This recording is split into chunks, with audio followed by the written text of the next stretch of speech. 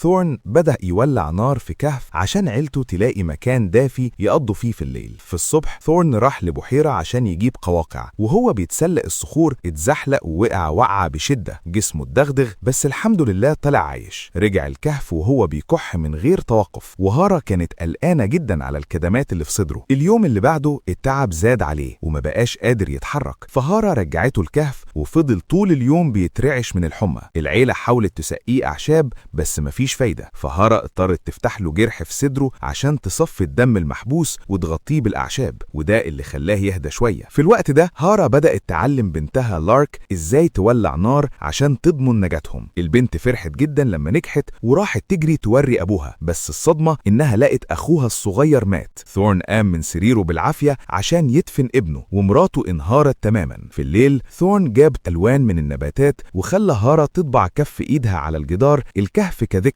بعد كام يوم هارا جالها طلق الولادة وهي بتتمشى. لارك رجعتها الكهف، وثورن خلى البنت تستنى بره لحد ما الأم ولدت طفل سليم، بس هارا بقت ضعيفة جدا. الأيام عدت وحالتها بتتدهور لحد ما ماتت، وثورن دفنها جنب ابنهم. في الليل طبع كف إيده هو كمان على الجدار جنب كفها. بعدها بفترة ثورن صنع ناي صغير وبدأ يعزف عليه لعياله، وادى عقد هارا لبنتهم لارك. وهم خارجين يدوروا على أكل اتصدموا لما لقوا بشر تانيين غرباء في المنطقة، فاستخبوا لحد ما يمشوا، بس لحد ما جه في الليل كانوا لسه موجودين. ثورن قرر يلم حاجته ويهرب بعياله، وتاني يوم اكتشفوا ان في حد بيراقبهم وبيتبع اثرهم، فحاولوا يسرعوا بشدة. وبعد كذا يوم في الصبح ثورن صحي على حد بينغزه في كتفه، لقى الغرباء محاوطينه هو وعياله ومنعوا اي حد فيهم يهرب. ثورن جري بسرعة عشان يحمي عياله، وهو في منتهى التوتر لانه مش فاهم لغتهم. هو من انسان النياندرتال وهم بشر زينا، هومو سيبينز. واحد من الغرباء بدأ يتكلم معاه بهدوء وعمل له إشارات إنه بيعرض عليهم أكل. ثورن وبنته لارك داقوا اللحم المجفف وابتسموا لما فهموا إن نية الغرباء خير. لما الغرباء جم يمشوا لارك صممت تروح معاهم، وبعد تردد ثورن وافق. وهم في المعسكر ثورن حس بغربة فطلع الناي الصغير وقعد يعزف عليه. الموسيقى عجبتهم جدا وطلبوا يعلمهم، وده خلاه يحس إنه بشدة واحد منهم. الأيام عدت ووصلوا لقرية البشر، وهناك استقبلوهم بترحاب كبير. ثورن وعيلته استقروا وبقوا جزء من المجتمع، ولما لارك كبرت اتجوزت الراجل اللي أنقذهم، والكل احتفل بجوازهم في جو مليان فرحة. فجأة الأحداث بتنقلنا لسنة 2025. بنشوف كلير وزميلها جريج في شقتها، بس الموضوع بيفشل لأنهم كانوا شربانين بزيادة، فكلير أرادته ورفضت تقابله تاني وادعت إنها وراها شغل. في الصبح كلير راحت شغلها في جامعة برينستون، هي عالمة أنثروبولوجي وبتدرس هيكل عظمي لإنسان نياندرتال. جريج بعت لها رسالة بس هي طنشته، وحتى لما شافته في وقت الراحة غيرت طريقها عشان تهرب منه. كلير كلمت مامتها في التليفون بحماس عن شغلها وإن عندها فرصة تنشر بحث يقضي على ألغاز أصل البشرية وممكن بسببه نقضي على مرض السرطان. في الليل ردت على جريج برسالة باردة، وبعد فترة وهي رايحة الشغل مامتها اتصلت بس هي طنشت وفضلت تدردش مع جريج في الشات. لما الأم اتصلت تاني كلير ردت واتصدمت لما عرفت إن مامتها عندها سرطان ومفضلهاش وقت. كلير انهارت تماما في الكوريدور. في الليل راحت حفلة وقابلت جريج وراحت معاه شقته، وبعد ما خلصوا سابته فورا بعذر إن عندها رحلة طيران بدري لفانكوفر. تاني يوم كلير وصلت بيت مامتها وكانت حاسة بالعجز ومش عارفة تتصرف. راحت مع مامتها المستشفى واضطرت تراقبها وهي بتاخد العلاج والوجع بيقضي عليها. في الليل عملت فيديو كول مع جريج، ورغم إن الوقت عنده كان متأخر جدا بس كان مبسوط بكلامها. حاولت تهزر معاه بس في الآخر انهارت وحكت له إن مامتها بتموت وهو حاول يواسيها بكل طاقته. لما كلير رجعت الشغل ما كانتش قادرة تركز خالص، مكالمات مامتها ما كانتش بتقطع، ووعدتها إنها هتزورها في الويك أند. بعدها قابلت جريج وقضوا وقت سوا، بس اعترفت له إنها ممكن تسيب شغلها عشان تفضل مع مامتها. كانت متدمرة بفكرة إنها ممكن تضحي بمستقبلها المهني اللي بيقضي على أي منافسة. بعد ساعة كلير قابلت العميد واستقالت رسميا وسافرت بره البلد بعد ما بعتت رسالة سريعة لجريج، وطول الطريق في الطيارة دموعها ما نشفتش. بعد كام يوم كلمت جريج عشان يواسيها. حالة مامتها كانت صعبة جدا وكانت خايفة إن علاقتها بجريج ما تكملش لأنها مش ناوية ترجع أمريكا تاني، بس هو كان عنده أمل في مستقبلهم سوا.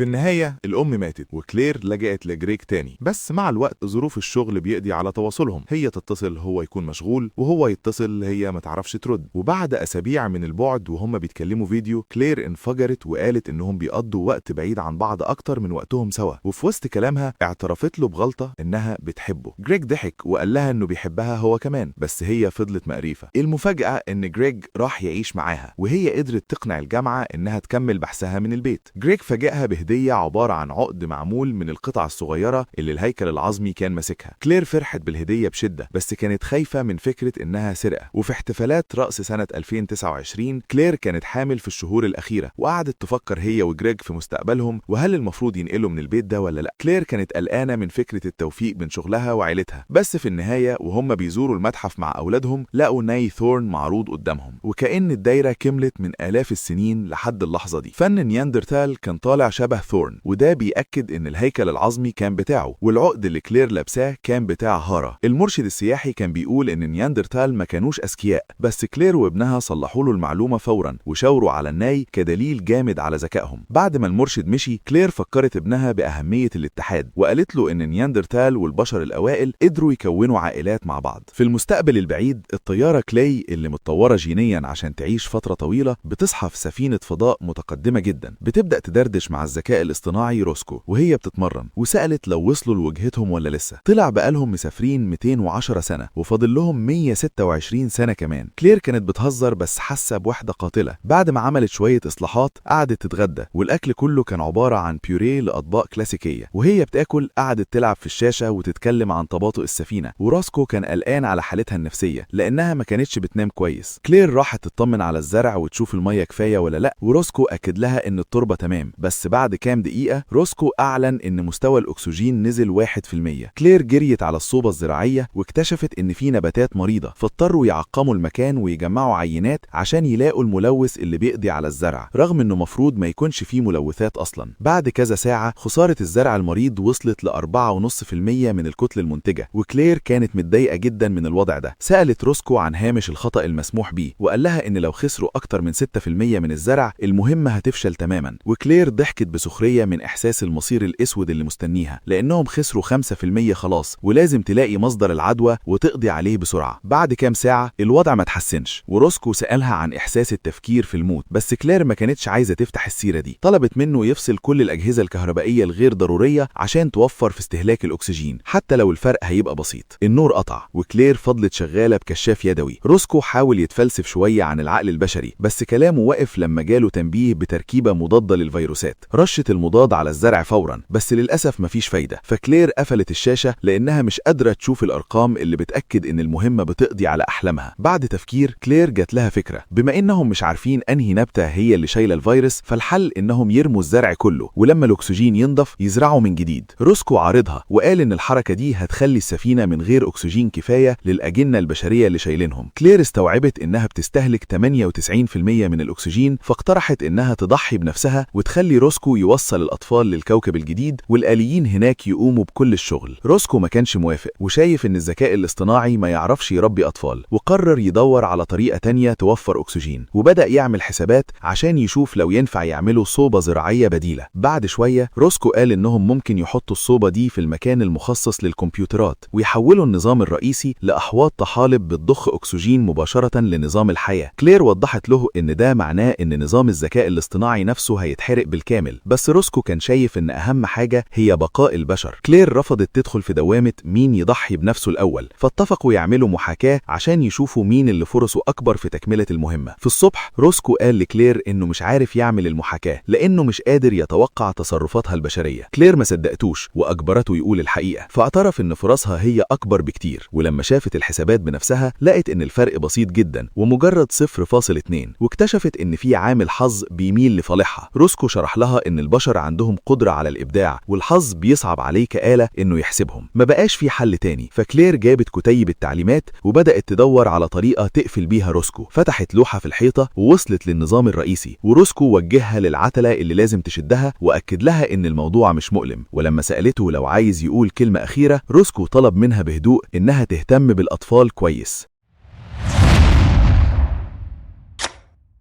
كلاي قالت إن راسكو كان صديقها الوحيد وفضلت تعيط وهي بتشد العتلة عشان تقفل الذكاء الاصطناعي للأبد. في الصبح كلاي حست بوحدة قاتلة أكتر من العادي لأن راسكو ما كانش موجود يدردش معاها، بس ده ما أخرهاش عن الشغل وبدأت تحول غرفة الكمبيوتر لصوبة زراعية جديدة، والزرع بدأ يكبر بسرعة جامدة. بعد كذا أسبوع الأكسجين في الأوضة بقى نظيف 100%. عشان تكمل المهمة كلاي جابت الكتيب وقعدت تذاكر إزاي تشغل الأرحام الاصطناعية. الموضوع كان معقد قوي، بس قدرت تجهز واحد في الحضانة. للأسف أول تجربة فشلت بعد كام ساعة، بس كلاي رفضت تستسلم وفضلت تحاول وتعيد في التجانب من تاني. بعد محاولات كتير فشلت، أخيرا قدرت تخلي الرحم ينتج طفلة سمعتها في. لما في كبرت شوية كلاي حكت لها إن الأرض كانت بتموت، وعشان كده السفينة دي اتصنعت عشان تبدأ حضارة جديدة على كوكب تاني. وكشفت لها إن كل اللي على السفينة اتعدل DNA بتاعهم. الأطفال بيكبروا بسرعة جامدة عشان يعمروا الكوكب بسرعة، بس كلاي بتكبر ببطء شديد عشان تقدر تخلص المهمة، لأن البشر اتعلموا إن الحياة للأبد فكرة سيئة جدا وبيقضي على معنى الإنسانية. هنا التشابه بين القصص الثلاثة بقى واضح. ثورن بيعلم الجيل الجديد إزاي يولع نار، وكلير بتنقل علمها لعيالها وبتضغط على جريج عشان يكون أب أحسن ويواجه ابنهم لما لقى فيديوهات مش تمام على التابلت. وكلاي خلفت طفلين كمان وعلمت في إزاي تهتم بيهم عشان ما تكونش وحيدة أبدا، وبقوا يهتموا بالزرع اللي في أوضة الكمبيوتر سوا، وكل ما يدخلوا يقولوا شكرا يا روسكو. كلاي كمان كانت بتخلي في تعمل آلاف المحاكاة كل يوم عشان لو حصلت أي أزمة، وفي كانت بتكره المحاكاة دي لأنها غالبا بتفشل، فكلاي قلبت معاها بجدية جامدة. كلاي كانت بتحاول تفهم بنتها إنها لازم تكون مستعدة تماما عشان لو حصل لها أي حاجة في هي اللي هتمسك مكانها وتقضي على أي خطر يهدد نجاة الباقيين. وبالعودة للماضي ثورن كانت بتولد طفلها، ولما كبر العقد اتنقل له. في الليل ثورن قعد يرتاح قدام النار ومات في سلام وهو مطمن إن عيلته في أمان. ولما جم يدفنوه طبعوا كف إيد جديد على جدار الكهف وحطوا العقد في إيده. في الحاضر كلير وجريج سمعوا ابنهم وهو شاب بيتكلم عن علم جديد اسمه الإكسير بيساعد البشر يعيشوا أطول. سابوا له العقد ومعاه رسالة تشجيع، وهم راجعين البيت اتفقوا إنهم مش عايزين يعيشوا للأبد لأن الموت هو اللي بيدي معنى للحياة وبيقضي على الملل. ولما كلير ماتت وهي عجوز ولادها فضلوا يعيطوا جنب سريرها بحزن جامد. أما في المستقبل إنذار السفينة ضرب وهزتها زادت لحد ما هبطت أخيرا على الكوكب الجديد. كلاي لبست بدلتها عشان تخرج تستكشف المكان، وقبل ما تنزل فتحت الدرج وطلعت العقد ولبسته لفي كإشارة إنها هي اللي بقت مسؤولة عن السفينة. الباب اتفتح وكلاي خطت أول خطوة على أرض كلها زهور. بعد سنين طويلة البشر قدروا يبنوا مجتمع جديد، بس في كبرت بسرعة كبيرة لدرجة إنها ماتت بسبب العجز قبل كلاي نفسها واندفنت ومعاها العقد. كلاي رجعت للسفينة القديمة وانهارت تماما، لأن أصعب وجع بيقضي على قلب أي حد هو إنه يشوف عياله بيموتوا قدام عينه. الفيلم ده بيبين إن جوهر الإنسان ما بيتغيرش مهما تطورت التكنولوجيا، من أول ما ثورن ولع نار في الكهف لحد ما كلاي هبطت على كوكب جديد. الخوف من الوحدة والرغبة في الحفاظ على العيلة هم اللي بيحركوا البشر. الحقيقة المرة إن الموت مش عدونا، بالعكس ده هو اللي بيدي قيمة لكل لحظة بنعيشها، والهروب منه لإيجاد إكسير الحياة هو اللي بيقضي على إنسانيتنا في الآخر. لو عجبك الملخص وعايز تشوف حواديت تانية ما تنساش تعمل لايك وكومنت واشتراك في عراب الأفلام.